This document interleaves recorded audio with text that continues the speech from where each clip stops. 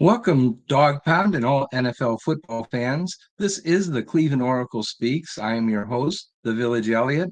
I'm going to evaluate the Browns' additions and subtractions for free agency. It's March the 28th, and it's appropriate to kind of look at the status now because the bulk of the free agency signings have already been accomplished. Of course, there will continue to be signings throughout the year. But most of the prime free agents have already found new teams. There are much smaller free agents who will continue to be available, but we can pretty much determine how the Browns have done for their offseason signings for the most part. And I think we can assign them grades if you want, or actually, I'd prefer to use numbers and say whether or not they've improved the team. My overall conclusion is that they have signed more talent than they've let go. And I'm a little bit surprised by that, truthfully. I thought that because they had such a tight salary cap, that it would be difficult to find cap space in order to sign quality players. But they've met my expectations and then some. I think I have the numbers to show that, and I'm going to share them with you. I don't know that the average fan's expectations have been met. If you go on Twitter or just read the sports publications on the internet, people say, "Oh, I want this wide receiver for $30 million, and Browns ought to sign another running back that's just as good as Nick Chubb, and we can get one of those for $15 million, and man, we need to upgrade the offensive line." And we ought to play defense too. So let's get a pass rusher and some really top flight cornerbacks. And we can get all of this for under $100 million. And Andrew Berry's got, and Jimmy Haslam's got tons of money. What's he going to do with his money anyway? So let's just, come on, Jim, don't be cheap. And that's kind of the way, that, that it reads. There's this gigantic, unrealistic shopping list and complete ignorance about how the salary cap works. You just can't sign everybody. And it really does matter how you go about it. You have to take the salary cap into account. You just can't just sign everybody willy-nilly. It doesn't work that way. So, all right. I'm going to tell you how the Browns did it and how they managed to wind up with some really good talent. Not as many stars as you would like, but there are some solid players that have joined the team. And some of the players who left are going to be missed, but overall, they've done pretty well. So let's get to it. Who did they add? Who did they subtract? And I'm not going to worry about who they re-signed that were already on the team. Let's just talk about pluses and minuses. Who did they add? Who did they subtract? And I'm also not going to worry about players who are near the NFL minimum. It goes without saying that you have to have a 53-player roster. You have to draft players that are, the fourth, fifth, sixth round players. Those guys are going to be on the team regardless. Actually, we're not drafting too many guys in the late rounds because we traded some of those for Jeudy. But okay, you know what I mean. Those late round players are going to be on the team. And also, we get an opportunity to see how the rest of the NFL evaluated Cleveland Browns' talent because of what they paid them for. And you'll be surprised that some of the players that you complained about all season long were actually very well thought of by the rest of the NFL. I really liked this post from X.com for those who have video. Not all of you are listening on the same platform, but those especially on YouTube who can see the podcast, The Brownie Elf at The Brownie Elf with a T at the end, I guess, right? Says, good morning, my Cleveland Browns family. Andrew Berry and Stefanski have made the Browns a place where the players want to go. Draft prospects, free agents want to come here, and current players want to stay. They are rebuilding a franchise culture, and it's working. Boy, that is so true. Players used to avoid Cleveland like the plague. You just couldn't get players to come here unless you paid them 3 times as much as some of the winning teams. They all wanted to go to New England or Dallas, and they would take one third of the pay in order to go there. And teams, once they get into a rut like that, it's very tough to dig their way out. And I like the illustration that the Brownie Elf provides. That's pretty cool, man. Really appreciate that. So let's move on and talk about who did they really sign. The number one pick, you got your wish. Those who were wanting to have wide receivers, they signed a legit star. That's Jerry Jeudy, the former Alabama player in college. I always have to watch Alabama football because my dad, who's 98 years old, graduated from Alabama after World War II. It was very hard to get into Ohio State where he wanted to go, but they were able to accept him in Alabama. And so he went on the equivalent of the GI Bill. And So there he was in engineering school at Alabama. And I have to watch football, Alabama football all the time. I don't get to watch Ohio State. I got to watch Alabama with him every Saturday, and it's a thing. But anyway, so I'm very familiar with Jerry Jeudy. He is a real receiver. He is a pattern runner. He's fast, but he's not the 4-3 guy that everybody wants, a 4-3 wide receiver except me. I want a guy that can run a pattern, get open, and catch the ball. You got to be able to catch the ball. You need to have hands and you need to have concentration and be able to hang on to it when you get tackled. And I really can't stand people that are always wanting to have speedsters. And it's, 4-3 speed is great, but you actually have to be able to play football if you want to be an NFL wide receiver. Let me just say that.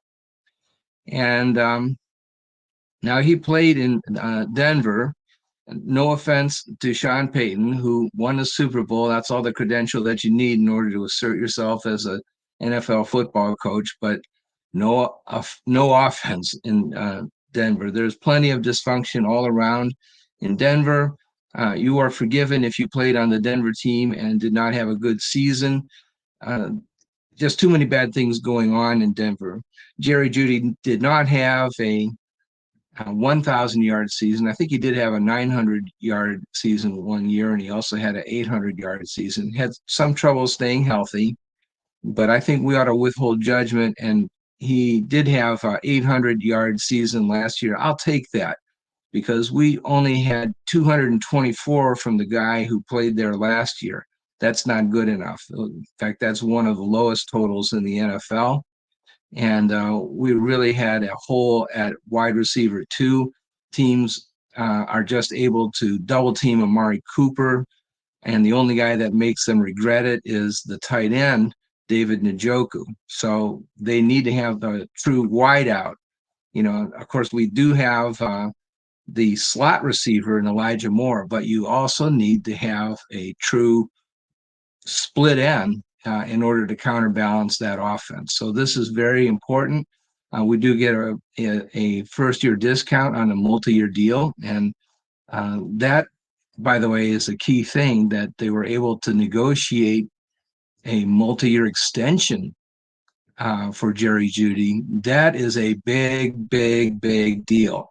So very, very pleased about that. This is a young man on his second contract, and the Browns get him at a bargain rate. There's a certain amount of risk because he didn't have great years for Denver. But as I say, I think that the Denver Broncos were dysfunctional enough that we ought to, take that with a grain of salt.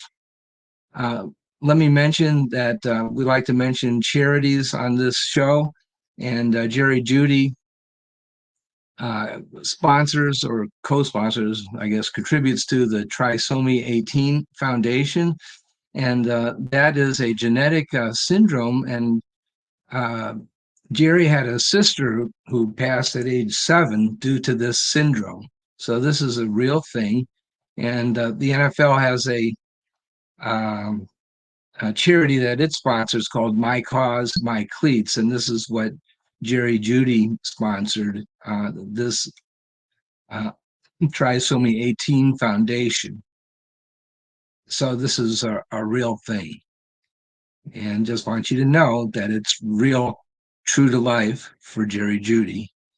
He knows something about life. It's not just all football and money and fast cars for Jerry Jeudy. At this point, we'll take a commercial break for somewhere between 3 seconds and 3 minutes, depending on the platform. Thank you to all our sponsors. Thank you to Fans First Sports Network. Thank you to Johnny Football, Johnny Football, not Johnny Football, Johnny Cleveland for helping us put this show together and getting all the sponsorship for our show so that we can have it. Johnny Football, of course, is Johnny Manziel, the wayward quarterback for the Cleveland Browns who nearly sank the entire franchise. I'm not really that thankful for Johnny Football, but I am thankful for Johnny Cleveland. We'll take that pause right now.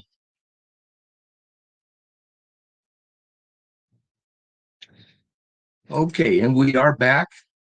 And okay, so here's the method that I'm using, or the numbers. And so what I did is I just took the pay that they're getting, and I took the salary cap charge in 2024, and I listed that in the first column. This is just simply the salary cap charge that each player is getting. And here's a list of everybody that we're getting in year one. And Jerry Jeudy, the wide receiver, that's the big dude. Jordan Hicks, linebacker, also a very important player. Quinton Jefferson is a star player, a little bit on the downside of his career, I would say, but he played very good ball for the New York Jets. And we're getting him at a 50% discount. And then Jordan Hicks also 50% discount. He is an upgrade at linebacker. So, that position is upgraded. Jameis Winston, backup quarterback. I said why I think that he is a better overall match for the position of backup quarterback. I think Joe Flacco may be the greatest backup for a 5-game gig in history, but you can't be sure that the backup quarterback may not be required for the entire 17-game season. What if your guy goes down in preseason? God forbid. But if that happens, you may need a guy to cover the entire 17-game season, and you really want to have a guy that's younger than 40, I think, to be the primary backup. Now, if you could get Joe Flacco to be the number 3 guy, then that would really be the man to pick. But Jameis is a lot better than people think, and you can't blame Jameis for being on terrible teams like New Orleans and Tampa Bay back when those teams were terrible. Devin Bush is the former Steeler, is not at his prime. He's recovering from significant injuries, or at least I would say he's not at his best, or hasn't been at his best the past few years. Tyler Huntley may or may not make the team. I think the plan is that they're going to have 4 quarterbacks in summer camp, try to trade one of them for a draft pick at the end of camp. Dr. Foreman is a 900-yard back, and they'd like to see him return to form. He did not have a great year last year. Nyheim Hines also is a very fast running back, and they'd like to fill out the running back room. Nick Chubb may or may not be ready to start the season after having a serious knee injury last year. We'll have to see how that develops. So overall, I listed the totals for this year, and then the average yearly value of their contracts listed on the second column. And so Jerry Jeudy's multi-year deal is an average of $13 million. So we're really getting how much is that? $8.4 million discount for year one. And so it's really a bigger deal, but it's getting paid for in 2025 and beyond. Now that practice of pushing things in the future is eventually going to catch up for the Browns, and there will be a rebuilding year. If they ever have a losing year, it's going to probably trigger a rebuild, and that will be a little bit painful. Actually, it'll be a lot painful, but eventually they'll balance the books, return with some draft picks, and hopefully be back on the winning track thereafter.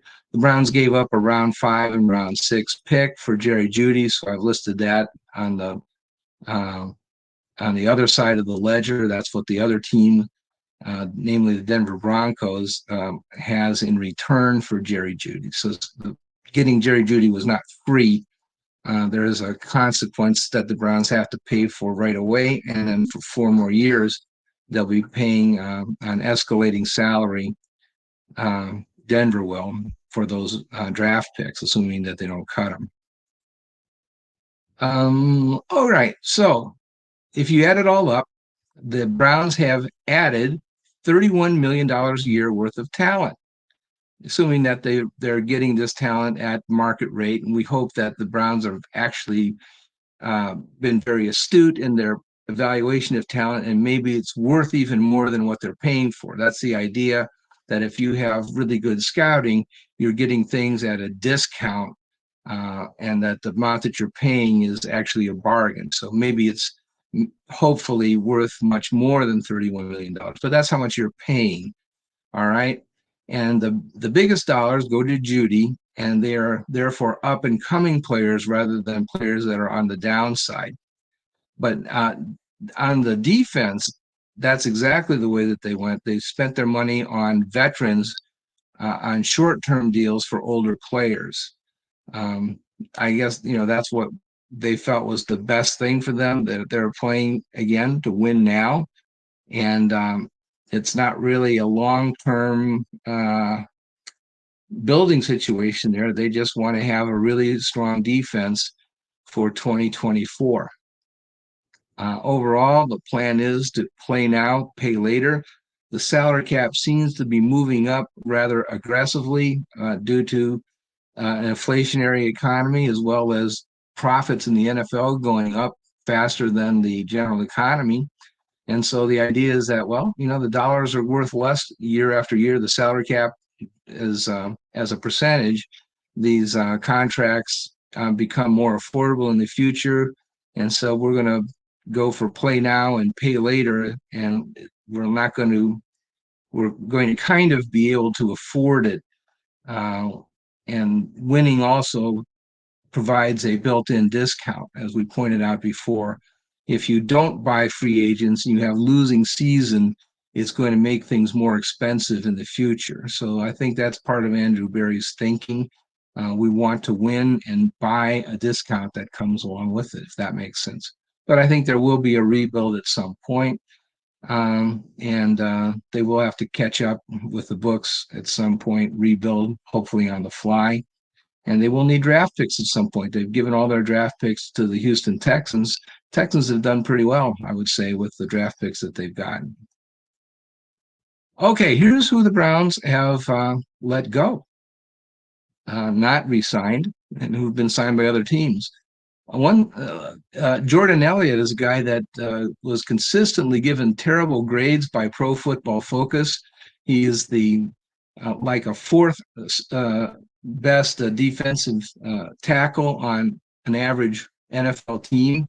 Gets terrible ratings. He's like the 120th best defensive tackle in the NFL. And he gets a contract from the San Francisco 49ers. That's not a dumb team. And it's something like the 30th best contract for a defensive lineman. So they think that he's first string. A very well-respected first string at $3.5 million. So they like him. And those of us who are saying that we think Jordan Elliott is pretty good, and that would include Jim Schwartz, kept on playing him as much as anybody else on the defensive line. He had like 50% of the snaps at his position last season. He was, an important part of the rotation. Jim Schwartz and the San Francisco 49ers said that Jordan Elliott was a pretty good defensive tackle. That might surprise you. Joe Flacco also got a big pay raise. He had 5 pretty good games at the end of the season and doubled his income. Sione Takitaki, for whatever reason, Takitaki seemed to get some bad press, like, oh, Browns don't need to cut him or trade him. He's not really that good. And maybe the problem is that they liked Anthony Walker a little bit better. But Takitaki pulled down a $3.3 million contract from the New England Patriots. So he's going to be okay. Harrison Bryant is a guy that people just really were not happy with. But he was a serviceable tight end. Now he was not as good as David Njoku. I guess the Browns fans just really didn't like the tight end position. There's a vocal contingent of Browns fans that were really kind of after the Anthony Schwartz type receiver who could run really fast in a dome. And I really don't understand that. I really don't. But the tight end is a very important position in football, and you got to be able to block. It's not just about catching passes, but Njoku was double teamed a lot by the defenses, made the Pro Bowl. He can't stink as bad as you say. Same with Harrison Bryant. He was often the second tight end on the field, not targeted that often, but when they threw the ball to him, he usually caught it. And then he also blocked pretty well. He was the blocking tight end when Njoku was going out for a pass. Anyway, Bryant also gets rewarded with a $3.3 million contract. He's not an NFL minimum player at all. Browns fans didn't like Nick Harris. Nick Harris gets halfway decent money, $2.5 million. And Mike Ford, I think we liked. I didn't hear much criticism of Mike Ford as a situational cornerback, and he's getting $2.3 million. That's not the greatest in the NFL, but it's not chicken feed either. Anthony Schwartz, everybody loved not Anthony Schwartz, Anthony Walker, the linebacker, everybody really liked, but he did have some physical issues and getting a little bit older. And his contract maybe is a little bit smaller than I would have guessed. I would have thought that he was going to be in the like $2.5 million kind of range. But we wish him the very best. He was an awesome Brown. He's going to be earning $1.4 million next season, so it's somewhat above the NFL average, but not a huge amount of money. But Anthony is in his 30s and is coming off some injuries the past few years. So, but anyway, so the other teams for 2024 are actually paying more money for the Browns players that have left the Browns than the Browns are playing for their new additions. So that's kind of interesting. The Browns are paying more in the out years, and that's primarily, um, uh, this column actually is taken from the previous chart, and that's primarily because of Jerry Jeudy's deal, that thing gets bigger in 2025, 2026, 2027.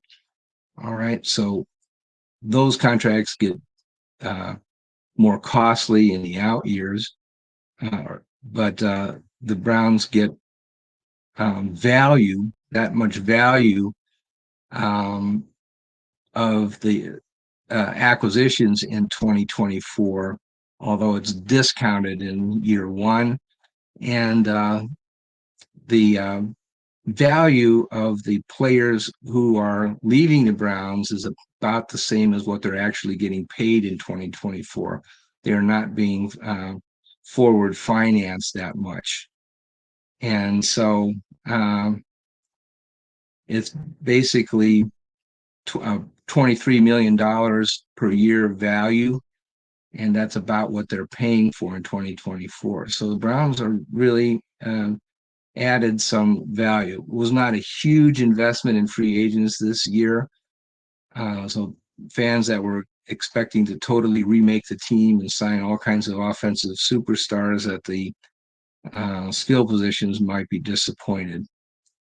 But okay, all right. So overall observations that Walker and Mike Ford were probably guys, this is on defense, that were well appreciated by the dog pound. But as I mentioned, Jordan, Elliot, Nick Harris, Shione, Taki, and Harrison Bryant just were not really that popular among the dog pound. Not everybody was against them, but some people just wanted to trade them or cut them for whatever reason. And really wasn't that understandable. Nick Harris, by the way, in particular, was a backup center, did pretty well when he was given playing time. And he was also the first string fullback, and he was an awesome fullback. He really was. I don't know that I can think of a play where he didn't have great execution at fullback. So we'll have to find somebody else this year who can do it. Michael Dunn can play fullback. We'll see about that. And I mentioned also that Jordan Elliott was getting terrible grades from Pro Football Focus his entire career. And he was greatly rewarded by San Francisco. So they evidently don't read Pro Football Focus. But all the Browns players were pretty well respected when they left Cleveland. So my bottom line, the Browns have added more talent than they subtracted. They will add, they haven't added yet, but they will add 5 picks in the draft after the trade for Jeudy. They'll lose a few picks.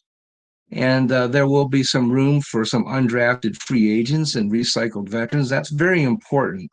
Those guys that are at the NFL minimum often step up and they can become starters and really make the difference for a football team. So the draft picks get a lot of attention, but the undrafted guys are at least equally important. And last year, we got as much from the undrafted free agents as we did from the guys who were drafted. Really, we had one guy. We had 2 guys from Ohio State. One was drafted and one not. They both wound up on the all rookie team. And so we really had some surprises from the undrafted free agents. It was major contributions. If you add up all the defensive tackles that were made by undrafted players last year, it was very significant. They are a major source of talent. So let's see how that goes. Let's not be too focused on the NFL draft. Very important to draft players, but it's also very important to sign undrafted free agents and to keep on auditioning players throughout the season. And that's why I think that having an open roster spot is very important, not being so in love with your players that you won't cut them. I think you need to be using the waiver wire, cut some players, bring some in, try them for a while, maybe bring back some guys, say, this guy isn't as good as I thought. We'll sign this guy back, and bring some guys up from the practice squad and till you find the guys that can really play football. And also, I want to mention that the United Football League is coming, and they are like AA baseball. Sometimes you can find players that can play there. The Browns were buyers when they had the Alliance League and the XFL, and there were some players that made it. Not huge monster players that became all pro or anything like that. But we did get some players and they did contribute. So that could happen too. So, okay, that's what I got for today. I think that the Browns are doing well this offseason, better than I expected. I did not think that the Browns would be able to sign somebody like Jerry Jeudy. Making that trade was really an amazing deal. So congratulations to Andrew Berry and the front office for pulling off that deal. I don't know how they did it, but they did, gave up very little in return, and they got not only the player for 1 year, but they were also able to create an extended contract for a reasonable, fair amount of money. And they've got a tandem of wide receivers, split outs, plus they have the slot receiver, plus they have the Pro Bowl guy at tight end. So all of a sudden they have a passing attack for Deshaun Watson that didn't used to exist.